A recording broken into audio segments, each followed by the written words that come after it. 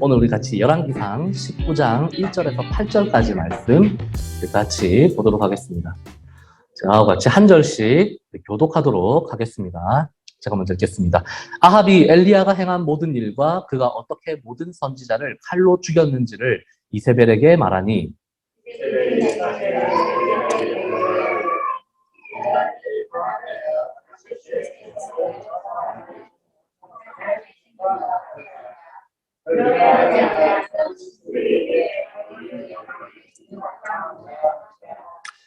그가 이 형편을 보고 일어나 자기의 생명을 위해 도망하여 유다에 속한 브엘세바에 이르러 자기의 사환을 그곳에 머물게 하고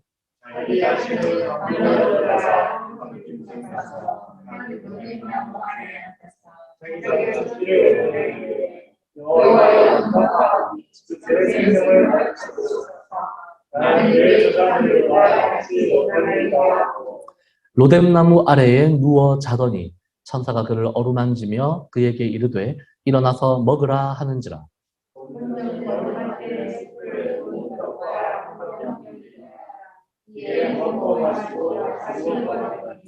여호와의 천사가 또다시 와서 어루만지며 이르되 일어나 먹으라. 네가 갈 길을 다 가지 못할까 하노라 하는지라.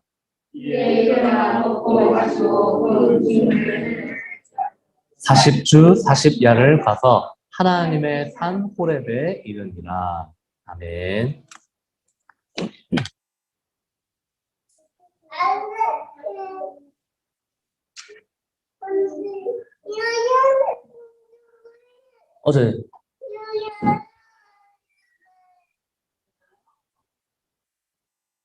어제 집에 도착하니까 밤 11시가 넘었더라고요. 그래서 와 진짜 이게 멀기는 멀구나.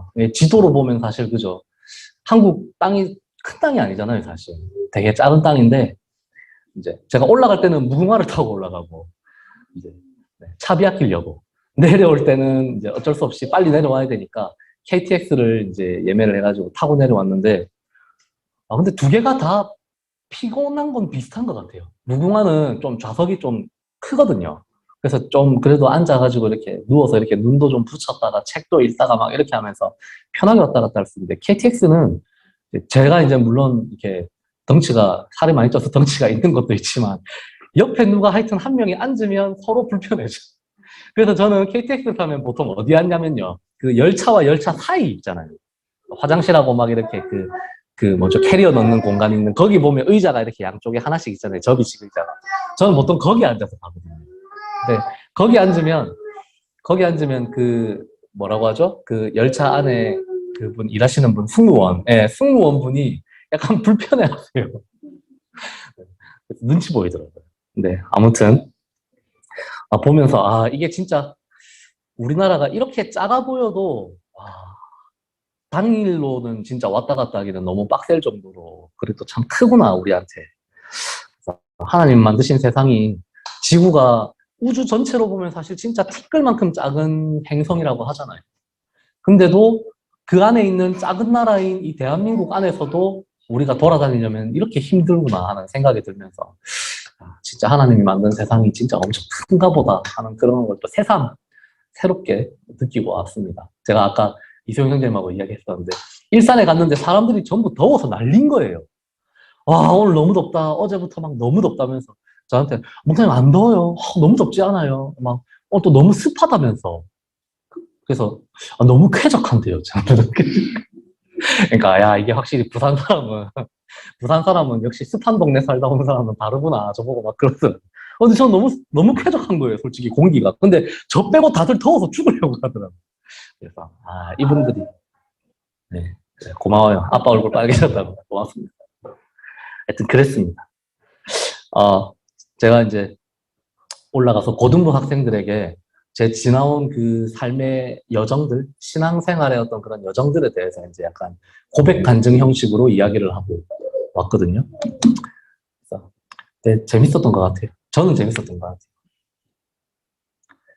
우리가 오늘 이제 본문 이야기로 들어가서 좀 말씀을 나누자면 우리가 인생을 살아가다 보면요. 이제 모든 것을 다 내려놓고 싶은 그런 깊은 절망감이 찾아올 때가 있는 것 같아요. 저도 그랬던 적이 있고, 제가 어제 이제 학생들하고 이야기를 나누면서도 저도 그런 이야기를 했었는데, 보통은 우리가 사업이나 뭐 혹은 학업 혹은 어떤 인간관계에서 도무지 감당할 수 없는 어떤 큰 실패를 맛볼 때, 아니면 누구보다 내가 믿었던 어떤 사람으로부터 배신을 당했을 때, 혹은 금전적으로 우리가 극도로 가난해져서 진짜 내일의 생존을 감당할 수 없는, 장담할 수 없는 그런 심각한 상황이 이르렀을 때 보통 그런 이제 생각들을 하죠. 극단적인 어떤 그런 생각들을 하게 되죠. 근데 여러분, 도무지 이해가 안 되는 절망감도 있어요, 사람한테는. 그게 어떤 거냐면, 대외적으로 봤을 때 어마어마한 어떤 그 성공을 거둔 직후에 찾아오는 절망감. 여러분 혹시 이런 거 느껴보신 적 있습니까? 저는 거의 없습니다. 네, 저도 네, 거의 없어요. 왜냐하면 어마어마한 성공을 거둔 것 자체가 없기 때문에 저도 별로 없는데, 근데 이제 그러니까 심리학이나 이런 그 책들을 보고 이야기를 들어보면 이런 게 굉장히 많대요, 생각보다. 굉장히 모순적인 절망감이죠.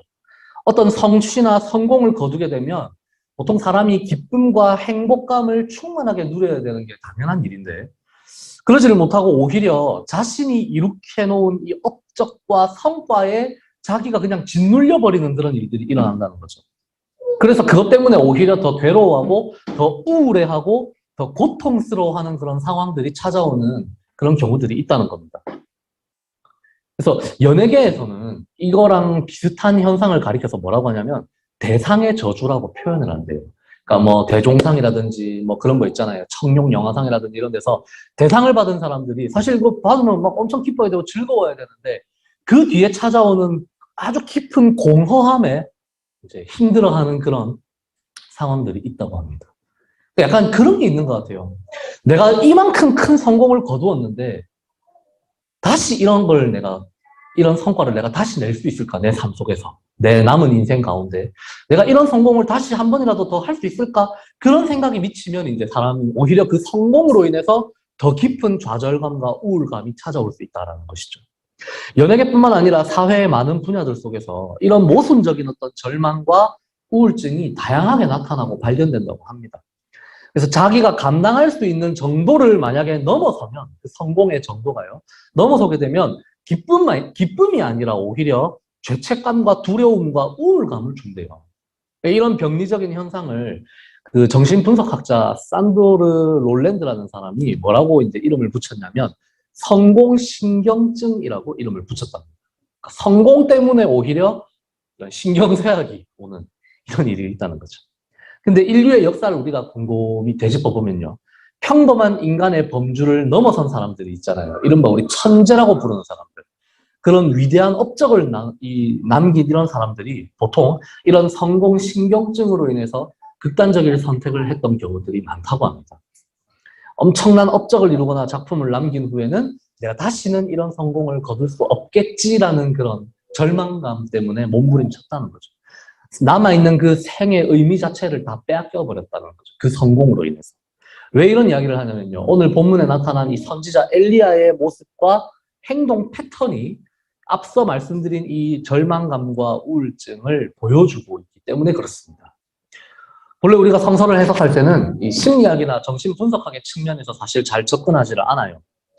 성서라는 텍스트 자체가 굉장히 다양한 장르들의 형식을 가지고 있지만 보통은 성서는 이 신학적인 메시지를 전달하는 데 초점이 맞춰져 있기 때문에 우리가 이것을 함부로 심리학이나 정신분석학으로 분석하지는 않습니다. 근데 오늘 본문에서 지금 엘리야가 보여주고 있는 이 모습을 우리가 곰곰이 살펴보면요.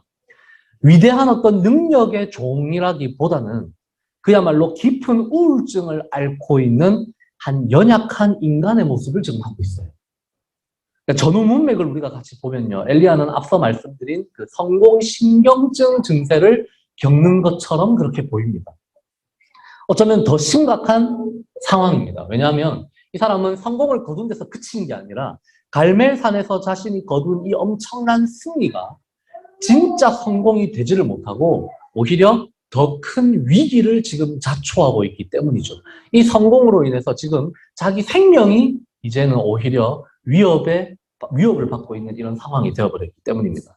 그래서 그 결과로요, 엘리야는요, 광야로 나아가서, 광야로 나아가서 자기가 죽기를 오히려 소망하게 되어버립니다. 그리고 그가 택한 이 죽음의 장소가요, 바로 한 작은 로뎀 나무 아래였습니다. 오늘 본문의 이 처음 두 구절은요, 갈멜산에서의 이 엄청난 대결 이야기가 낳게 된 그 예상치 못한 결과를 말씀합니다. 예, 여러분 1절을 보면요, 1절을 보면 여러분 구약 성경에서 가장 줏대 없는 남자 중에 한 명이 있는데 그 남자가 누구냐면 이 아합이라고 하는 왕이에요. 이 가장 줏대 없는 남자 중에 한 명인 이 아합 왕이 갈멜산에서 있었던 일을 집에 가가지고 자기 와이프한테 일러 바칩니다. 자기 와이프가 이세벨이라고 하는 그 위에 이제 페니키아 공주 출신, 그러니까 이제 어떻게 보면 이스라엘 그 관점에서 보면 이방인이죠. 이 이세벨에게 일러 바치는데 이제 엘리야가 행한 모든 일들을 다 일러 바쳐요. 그가 하나님의 기적으로 인해서 승리를 거두고 그 자리에 있었던 이 바알과 아세라의 선지자들, 특별히 바알의 선지자들을 칼로 죽인 일들에 대해서 낱낱이 이세벨에게 다 일러 바칩니다. 근데 이 북이스라엘은요, 남유다 왕국과 달리, 물론 남유다도 나중에는 그렇게 되지만, 북이스라엘 왕국은 이 주변의 다른 나라들의 이 다양한 가나안 종교들의 영향을 아주 많이 받았던 그런 나라예요. 그래서 이 야훼 하나님만 섬긴 것이 아니라 바알과 아세라와 그 주변에 있는 많은 우상들을 함께 섬겼습니다. 소위 말하는 혼합주의 신앙을 지금 가지고 있는 그런 나라였어요. 근데 이제 그 특별히 거기서 바알 종교를 이 북이스라엘 안에서 아주 부흥시키는데 큰 역할을 했던 사람이 누구냐면 바로 이세벨이라는 사람입니다. 자기가 그 바알 신앙을 어떻게 보면 적극적으로 수입하는데 아주 큰 공헌을 했다는 거죠.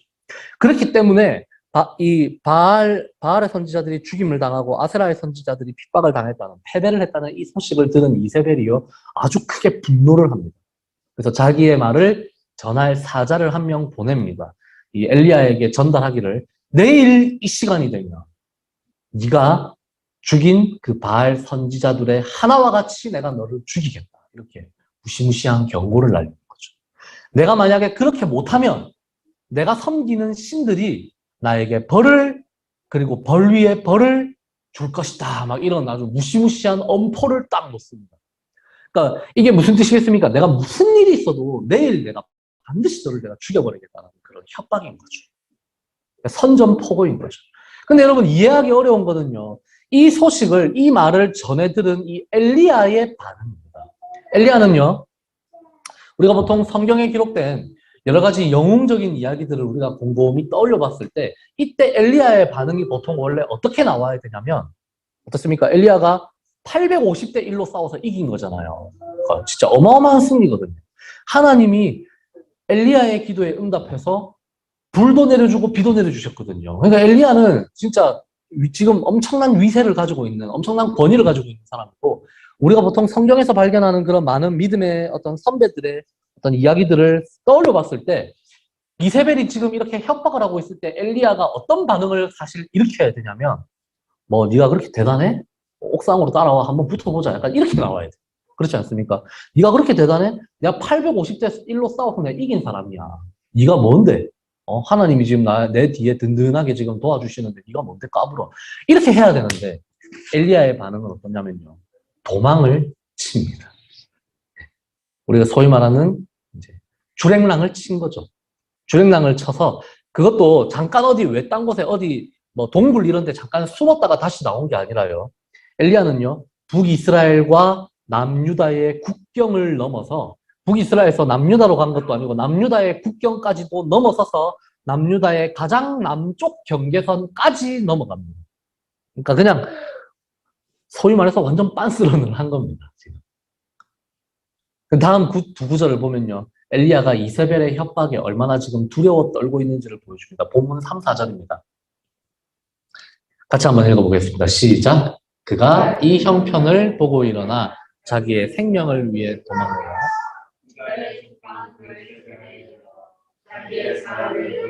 머무르게 하고 자기 자신은 광야로 들어가 하루길쯤 가서 한 로뎀나무 아래에 앉아서 자기가 죽기를 원하여 이르되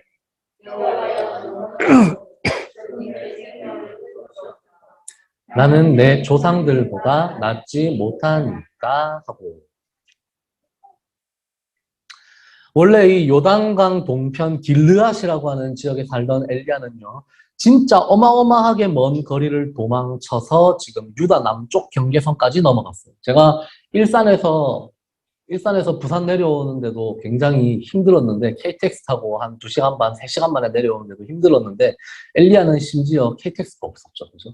그러니까 엄청나게 빠른 속도로 그 거리를 거의 뭐 중간에 뭐 물론 뭐 말도 탔을 수도 있고 낙타도 탔을 수 있고 노새도 탔을 수 있지만 하여튼 엄청나게 힘들게 주행랑을 쳤습니다.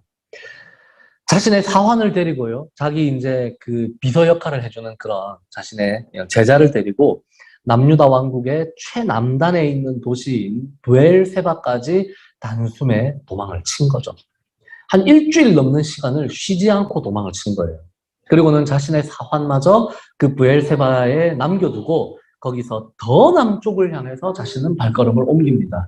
근데 브엘세바에서 더 남쪽으로 가면요, 광야가 나와요. 이제는 사람이 살 수 있는 그런 어떤 땅이 아니라 이제는 사람들이 살지 않는 땅, 광야가 등장하는 거죠. 엘리야는 그래서 광야로까지 도망을 친 겁니다.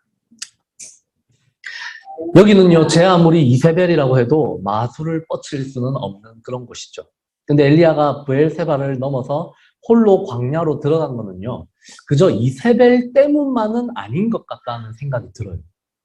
그가 브엘세바까지 도망간 것은 분명히 이세벨의 소나기로부터 자신을 구원하기 위해서, 즉 살기 위해서 도망을 간 겁니다. 그죠? 근데 브엘세바를 넘어서 더 남쪽으로 지금 내려가고 있는, 광야로 들어가고 있는 그 발걸음을 옮기는 이 엘리야의 마음은요, 이제 거기서 조금 더 달라진 상태입니다. 왜냐면 엘리야의 모습을 보면 이제 더 이상 내가 살고자 하는 그런 의지가 보이지 않는 상황이기 때문이죠. 그가 들어간 곳이 바로 광야이기 때문입니다. 그러니까 브엘세바로 도망간 것은 이세벨로부터 도망쳐서 자기가 살기 위해서 도망을 간 것인데, 이제 브엘세바에서 더 남쪽으로 내려가는 것은요, 살기 위해서가 아니라 어쩌면 죽기 위해서 이제는 그곳을 가고 있는 것이죠. 여러분, 광야는 우리가 상상하는 이상으로 위험하고 공고한 곳이죠. 광야는요, 돌과 모래와 먼지만 있는 그런 장소입니다. 오늘 좀 많이 힘들어하는 거죠. 광야에서 물과 음식을 찾는 일이 사실 거의 불가능에 가깝죠. 그래서 이스라엘 백성들도 애굽에서 기껏 나왔는데 광야로 들어가자마자 어떤 행동을 합니까? 엄청나게 불평을 하고 불만을, 그죠? 하나님 앞에 냈었죠.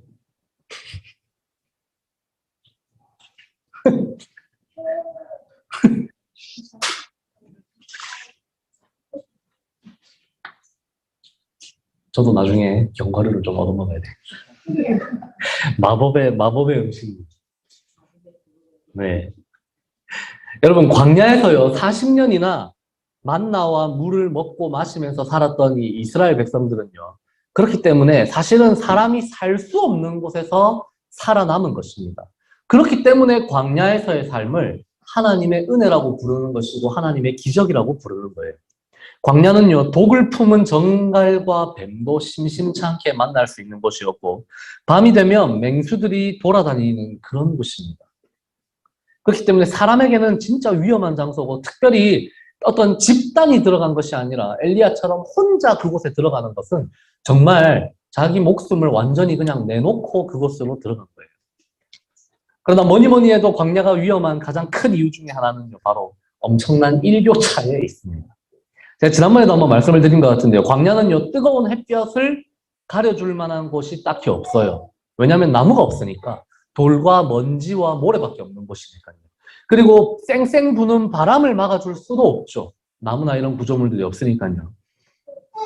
한여름에는 30도에 가까운 일교차를 보입니다. 그러니까 낮에는 거의 4, 50도까지 치솟았다가 밤이 되면 10도에 가깝게 확 기온이 떨어지는 거죠. 그래서 광야에서 생존을 하기 위해서는 이 한낮의 무더위를 그리고 바람을 막아줄 두꺼운 외투가 필요합니다. 그것으로 밤에는 그걸 덮고 이불처럼 자기도 해요. 그래서 그걸 우리가 성경에서 뭐라고 하냐면 겉옷이라고 부릅니다. 그래서 여러분 성경에서 겉옷은요 그냥 우리가 입고 다니는 외투, 뭐 패딩 이런 용도가 아니에요. 겉옷은요 이불이 되기도 했다가 뭐 바람을 막아주는 그런 용도가 되기도 했다가 인간의 생존에 반드시 필요한 그런 옷입니다. 그래서 겉옷을 뺏어가는 걸 하나님이 금지하셨던 거죠. 그리고 외투나 이런 걸 뺏어가면 반드시 그날이 끝나기 전에 돌려주라고까지 그런 말씀도 하시죠. 그죠? 그게 그런 이유 때문입니다. 그러니까 낮에는요, 구름으로 뜨거운 태양을 가려주고 밤에는 불기둥으로 차가운 공기를 덮여줬던 그 하나님의 출애굽에서의 그 하나님의 은혜는요, 사실 대단한 은혜였던 거예요. 광야에서 너희들이 타 죽게도 하지 않고 얼어 죽게도 하지 않겠다는 그 하나님의 의지가 사실은 불구름 기둥에 나타났던 거죠. 엘리야는 바로 그 광야로 하룻길을 더 걸어서 들어갔다라고 합니다. 그에게는요, 그런데 구름 기둥도 불 기둥도 없죠. 그에게는 만나도 없고 메추라기도 없어요. 그는 진짜 죽을 수밖에 없는 그런 상황으로 자기 자신을 내몰아가고 있는 것이죠. 정처 없이 걸어가는 그 엘리야에게 딱 때마침 어울리는 곳이 하나 눈에 띄었습니다. 이제 실패하고 낙담하고 우울증에 빠져서 탈진까지 한 이 선지자가 죽음을 맞이하기에 딱 좋은 장소, 가장 적절한 장소가 눈에 띄었는데 그곳이 어디냐면 바로 한 작은 로뎀 나무 그늘이었다라는 것이죠. 여러분 이게요. 저는 참 재밌는 게 성경을 읽으면서 이렇게 나중에 그림 같은 걸 이렇게 보잖아요. 제가 공부를 하다 보면. 근데 교회들마다 이 쉼터의 이름, 쉬는 휴게실 같은 곳의 이름을 로뎀 쉼터라고 짓는 경우들이 참 많아요. 그래서 로뎀 하면 아주 쉴만한 그런 곳인가 보다라고 생각하시는 분들이 많이 있습니다. 근데 여러분 광야에 있는 여러 종류의 나무들 중에서도요 로뎀 나무는 제일 작고 보잘것없는 나무예요. 그러니까 관목이거든요. 보통 우리가 관목이라고 부르는 우리가 소위 말하는 이런 줄기가 거대한 줄기가 이렇게 있고 이렇게 그 나무 통이 있어서 줄기가 막 이렇게 해서 잎사귀가 무성해서 그 밑에 진짜 그늘이 있는 그게 아니라요. 관목은 어떻습니까? 우리 개나리처럼 그냥 땅에서 바로 줄기가 이렇게 올라오고 그죠? 그래서 잎도 별로 없어요. 그늘이라고 말할 만한 상황이 아니에요. 근데 그걸 이제 로뎀 나무 그늘이라고 우리가 생각을 하고 있는 거죠, 그죠? 그 로뎀 나무 아래에 엘리야가 들어간 겁니다. 그러니까 다 큰 성인이 그 그늘 아래에 몸을 누일 수 있는 그런 상황이 아니에요. 이 팔레스타인 지역의 광야에는 4개 정도의 종류의 나무가 있는데 로뎀 나무는 거기서도 진짜 가장 작은 종입니다. 그러니까 엘리야가 로뎀 나무 아래에 지금 누워서 있는 것은요. 아, 내가 너무 피곤한데 여기 시원한 그늘이 있네. 내가 여기서 좀 쉬어야 되겠다. 이게 아니라 이제 내가 여기서 누워서 잠깐 잠을 청할 텐데 자는 동안 전갈이든 뱀이든 뭐든지 뭐 아니면 더위든 추위든 무엇을 통해서라도 내가 이제 내 생명을 여기서 마무리 짓겠다라는 그런 의지를 가지고 이제 그 자리에 누운 거예요. 그러니까 진심으로 죽기 위해서 자기 묘자리라고 생각을 하고 지금 거기 누운 거죠. 근데 여러분 갈멜산에서 무려 850명하고 싸워서 이겼던 이 엘리야가 하늘에서 불을 내리게 만들고 땅에 폭우가 쏟아지게 만들었던 이 야훼 신앙의 수호자였던 이 엘리야가요. 대체 왜 이 먼 곳까지 이 광야에까지 내려와서 이제 죽으려고 하는 걸까요? 만약에 진짜 죽고 싶었다면 사실 그냥 북이스라엘 안에서 자기 죽음의 장소를 찾아도 되잖아요. 그죠? 근데 왜 굳이 이 먼 광야까지 내려와서 굳이 죽음을 맞이하려고 했을까요? 그 이유는 자기가 성공이라고 생각했던 그 갈멜산에서의 승리가 오히려 더 큰 실패였다라는 것을 그가 깨달았기 때문입니다. 그러니까 우리는요, 보통 갈멜산에서 이 바알과 아세라의 선지자들을 대상으로 해서 이긴 그 승리가 아주 대단한 승리라고만 생각을 하기가 쉬운데요. 여러분 곰곰이 생각해 보십시오. 이렇게 대단한 승리를 거두었는데도 북이스라엘의 상황이 전혀 바뀌지를 않았잖아요. 아합과 이세벨이 하나님 앞에 회개하면서 아 하나님 제가 엘리야의 이 위대한 승리를 보니까 야훼 하나님이 정말 신입니다라고 고백하면서 하나님 앞에 돌아온 게 아니잖아요. 그죠? 오히려 그들의 마음이 더 악해지고 더 완악해졌거든요. 감히 내 선지자들을 건드렸어. 감히 내 부하들을 건드렸어. 내가 너희들 가만두지 않겠어. 그러니까 오히려 그 마음이 더 악해지고 더 완악해져 버렸어요. 그러니까 이게 처음에는 승리라고 생각했어요. 하나님이 기적을 베풀어 주셔서 하늘에서 불도 내려주시고 폭우도 내려주셔서 이제는 정말 이겼다. 하나님의 그 위대한 승리를 내가 목격했고 내가 거두었다라고 생각을 했는데 그게 아니라 사실은 더 절망적인 실패였다라는 걸 엘리야가 깨달은 겁니다. 이게 승리가 아니라 사실은 더 대단한 패배였구나라는 걸 깨달았던 거죠. 마치 그 성공신경증에 걸린 사람들 것처럼.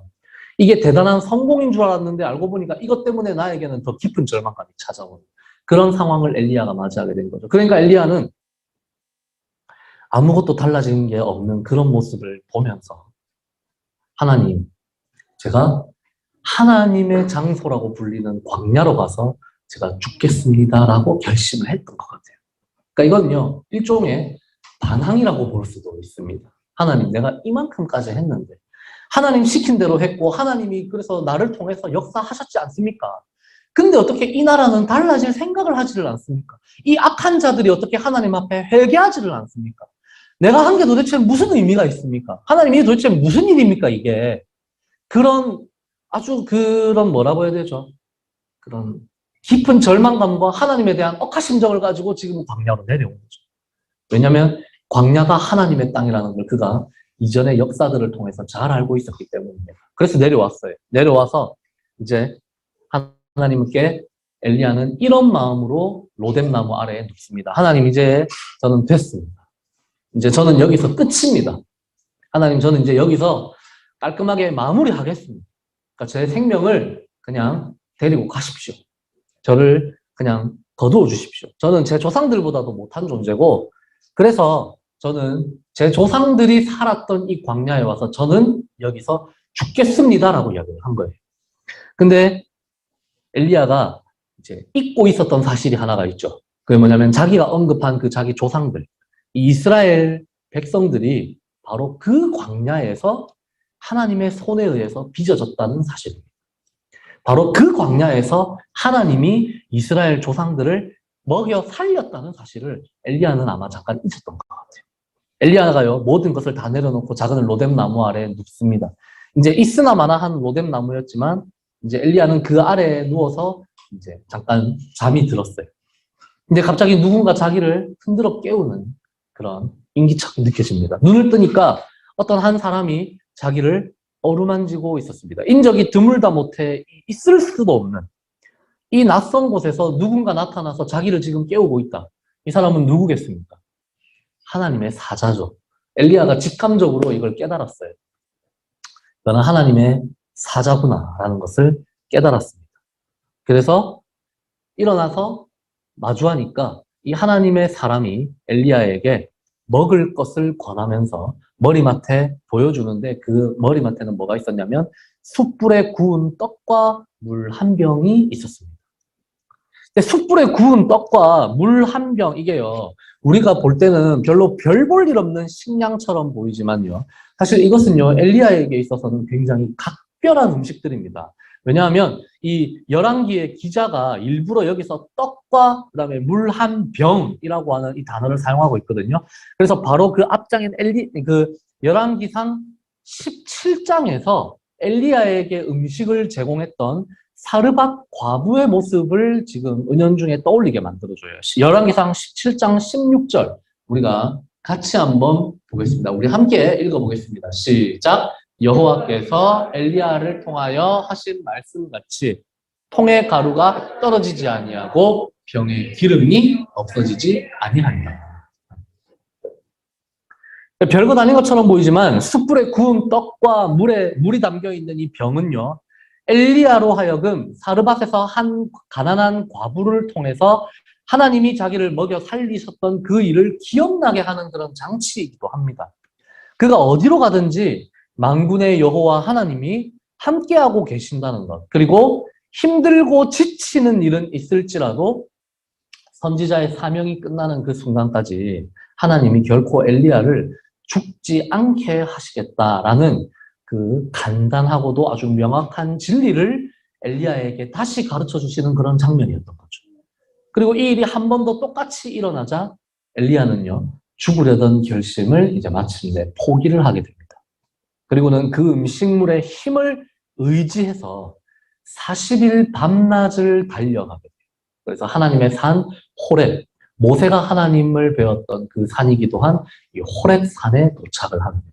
이게 무슨 뜻이겠습니까? 내가 다시 하나님이 내게 주신 사명을 제가 다시 붙들고 그 사명을 수행하며 살아가는 선지자의 삶을 제가 다시 이어가겠습니다라고 다짐하는 거죠. 40일이라고 하는 기간은 성경에서 항상 어떤 한 텀을 의미합니다. 그래서 문자 그대로의 40일이라고 받아들이기보다는 이 한 텀, 그러니까 이 엘리야에게 있어서는요, 다시 하나님의 사명을 회복하고 되찾는 기간이 될 수가 있어요.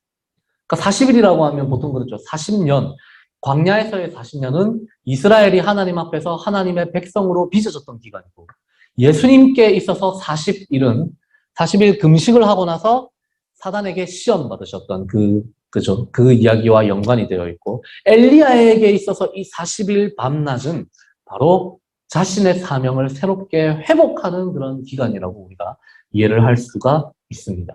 모세가 살아계신 야훼 하나님을 만났던 그곳에 엘리야는 찾아갑니다. 이제는 엘리야가 하나님의 살아계심을 자기가 인정하고 그것을 체험하고 그것에 힘입어서 다시 한번 자신의 선지자로서의 사명을 감당하기로 결정한 거죠. 여러분, 우리가 더 이상 버틸 힘이 없어서 이제 생을 그만 포기하고 싶을 때가 종종 있어요. 그죠? 여러분들 아마 이제 이 자리에 있는 분들은 어느 정도 이제 인생을 사신 분들이시기 때문에 아마 대부분 이 자리에 있는 분들은 아마 그런 순간들을 한두 번은 분명히 경험하셨을 거라고 저는 생각을 합니다. 근데 다 내려놓고 그냥 내가 삶을 포기하고 싶을 때, 그냥 주저앉고 싶을 때, 그럴 때 여러분 뜬금없이 진짜 내가 생각도 못했던 어떤 사람들을 통해서요, 보잘것없는 떡 한 덩이와 물 한 병이 우리에게 제공되는 그런 순간들이 있습니다. 그래서 진짜 별것 아닌 도움이고 별것 아닌 위로의 말인데 그 말로 인해서 내가 내 삶을 내려놓으려고까지 하다가 다시 그 말로 인해서 혹은 그 작은 도움으로 인해서 내가 힘을 얻고 다시 생의 의지를 이어가는 그런 순간들이 있는 것이죠. 곡기를 끊으려는 그 사람에게 아주 작은 도움의 손길을 베풀어주는 사람들이 있고요. 근데 그게 한편으로는 생각해보면 좀 약간 짜증나는 일이기도 해요. 왜냐하면 이왕 도와주시려면 하나님, 이왕 우리에게 다시 한번 힘을 내라 이렇게 위로를 주시려면 좀 크게 이렇게 도와주면 더 좋을 텐데, 모양새가 더 좋을 텐데, 꼭 보면 그죠? 떡 한 덩이, 숯불에 구운 떡 한 덩이, 물 한 병, 이런 걸로 도와주시거든요. 진짜 조금 더 이 생의 의지를 이어갈 수 있는, 조금 더 내가 힘을 낼 수 있는 딱 그 정도 분량만 도와주시더라고요. 그런 거 보면요, 하나님이 좀 못된 분이 아닌가 하는 그런 생각이 들 때도 있죠. 근데요, 생각해보면요, 바로 그 별 볼 일 없는 것처럼 느껴지는 그 도움이 생각해보면 과거에도 우리를 살게 만들었던 그 하나님의 은혜일 때가 있습니다. 그래서 그 떡 한 덩이, 그 물 한 병을 가지고 엘리야가 40일을 달려갈 힘을 얻었던 것이죠. 일용할 양식, 더도 말고 덜도 말고 딱 하루 버틸 힘을 하나님이 우리에게 주시는데요. 그 힘이 우리로 하여금 다시 생의 의지를 이어가게 만들고 하루 버틸 수 있는 식량처럼 보이는 그 보잘것없어 보이는 그 도움이 우리로 하여금 40일을 버티게 만드는 그런 하나님의 생명의 능력이 된다는 것입니다. 그때 우리가 깨닫게 되죠.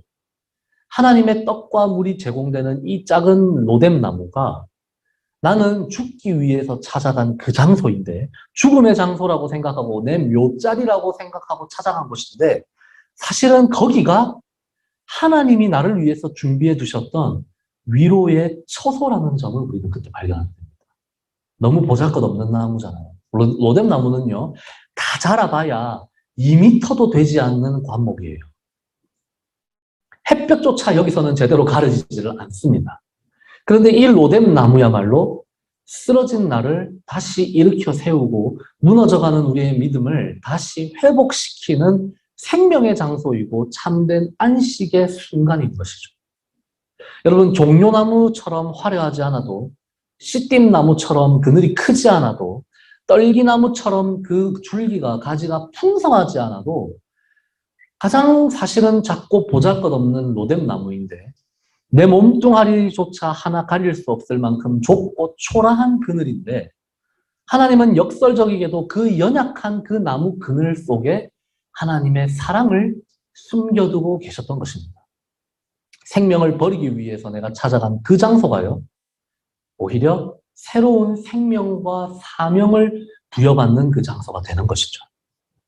그래서 이후 본문을 보면요, 엘리야는요, 이제 하늘에서 내려오는 그 불이 아니라, 그 폭우가 아니라, 거센 바람이 아니라요, 이제는 엘리야가 하나님을 체험하는 방식이 달라져요. 그 로뎀나무 이후의 순간에 엘리야가 경험하는 하나님은요, 세미한 음성을 통해서 엘리야를 만나시는 하나님이십니다. 선지자의 이 하나님에 대한 이해 자체가 완전히 새로워지는 경험으로 나아가는 그 출발점이 바로 이 로뎀나무의 그늘이었다라는 것이죠. 여러분, 제가 말씀을 맺겠습니다. 우리가 사실 생각해보면요, 우리 자신뿐만 아니라 우리 주변에도 이렇게 힘들고 어려운 처지에 계시는 분들이 많이 계시죠. 그렇지 않습니까? 이제 날이 막 더워지고 휴가철이 찾아오고 이러면 좀 우리의 인생이 좀 행복하고 기뻐야 돼요. 그렇지 않습니까? 휴가철이 다가오면 특히 우리의 마음이 좀 들떠야 되고, 아, 올해는 어디 놀러 가면 좋을까? 올해는 숙소를 어디를 잡아보면 좋을까? 그런 행복한 고민들을 해야 되는데, 이 가장 덥고 힘든 이 땡여름의 이 휴가철이 오히려 더 괴로움이 되는 그런 사람들이 있다는 것이죠. 그렇지 않습니까? 에어컨 틀어야 되는데 에어컨 없이 사는 분들, 그렇죠? 고시원에서 이 한여름을 보내야 되는 그런 영혼들, 그런 사람들에게는요, 오히려 진짜 이 로뎀나무 그늘조차 없는 그런 삶이 그들을 찾아오고 있다라고 저는 생각이 돼요. 엘리야가 경험했던 것처럼 우리가 거대하고 화려한 성공까지는 아니더라고요. 아, 이제 좀 내가 좀 먹고 살만해졌는데, 이제는 내가 좀 한숨 돌리겠는데, 이제는 좀 내 형편이 나아질 줄 알았는데, 그 순간이 됐는데 오히려 이세벨의 그런 살해 협박과도 같은 그런 일들을 우리가 마주하게 되는 그런 순간들이 있죠. 내가 이제 좀 편안해진 줄 알았는데 오히려 내 삶에 더 괴로운 순간이 찾아오는 그런 순간들도 있습니다. 파산 선고를 받는 그런 죽음의 그런 선고를 받는 그런 순간들이 우리 가운데 있다라는 거죠. 그런 삶의 모습들을 볼 때마다 우리가 이 로뎀 나무의 그늘을 한번 떠올려보면 어떨까 하는 그런 생각을 하게 됩니다. 우리 두 번이나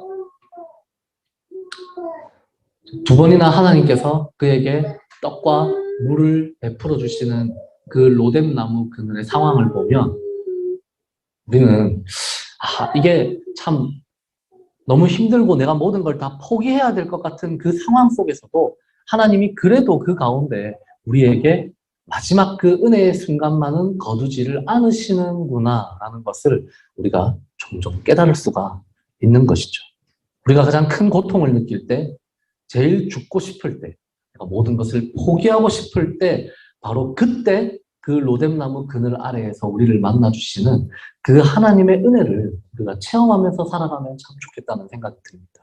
마치 하나님이 계시지 않는 것처럼 무력하게 느껴질 때, 혹은 하나님이 나에게 아무런 호의가 없는 것처럼 그렇게 보일 때, 그때 내가 진짜 모든 것을 포기하는 마음으로, 모든 것을 다 내려놓는 마음으로 광야로 내 마지막 발걸음을 옮길 때, 그때 하나님은요, 그 로뎀나무 그늘 아래에서 나를 새롭게 회복시키실 계획을 이미 세우고 계시는 분이십니다.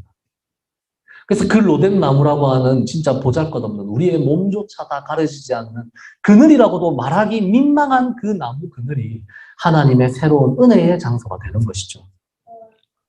우리가 모든 것이 끝이라는 심정으로 그곳을 향해 걸어가고 있을 때, 마지막 그 순간이라고 생각하고 걸어가고 있을 때 하나님은 그곳에서 우리에게 새로운 시작을 예비해 두고 계신다는 사실을 우리가 오늘 반드시 기억하며 나아갔으면 좋겠습니다. 하나님이 여전히 우리를 기억하고 계시고 우리에게 여전히 그 은혜를 베푸실 준비를 하고 계신다는 그 사실을, 그것을 내가 산 소망을 모두 잃고 나아가고 있을 때 하나님이 바로 그 자리에서 들어 누워있는 우리에게 새로운 생명의 소망을 주시는 분이라는 그 사실을 우리가 믿고 그 믿음을 의지해서 우리가 또 새로운 한 주를 우리가 살아갈 그 힘을 얻는 우리 광야 그리스도인 공동체 모든 가족들이 되기를 우리 사랑하는 주님의 이름으로 축복합니다.